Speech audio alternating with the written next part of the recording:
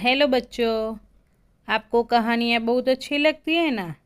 आप अपनी नानी या दादी से खूब कहानियाँ सुनते होंगे।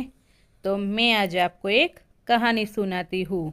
इस कहानी का नाम है प्यासा कौवा। एक कौवा था, वह प्यासा था। पानी की खोज में वह इधर उधर उड़ रहा था। एक बगीचे में पेड़ के नीचे उसे एक घड़ा दिखाई दिया। फिर कौवा घड़े के पास आया। उसने देखा कि घड़े में पानी कम है। उसकी चांच पानी तक नहीं पहुंच रही थी। फिर कौवे ने कुछ सोचा।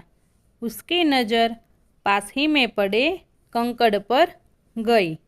वह एक एक करके कंकड़ लाने लगा और घड़े में डालने लगा। एक कंकड़ लाए, घड़े में डाला, दूसरा कंकड़ लाए, फिर घड़े में डाला।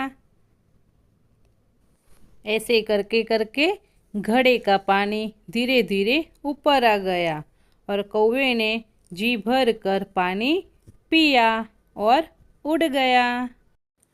बच्चों, आपको ये कहानी पसंद आई हो तो इस वीडियो को लाइक, शेयर एंड सब्सक्राइब करिए। Thank you.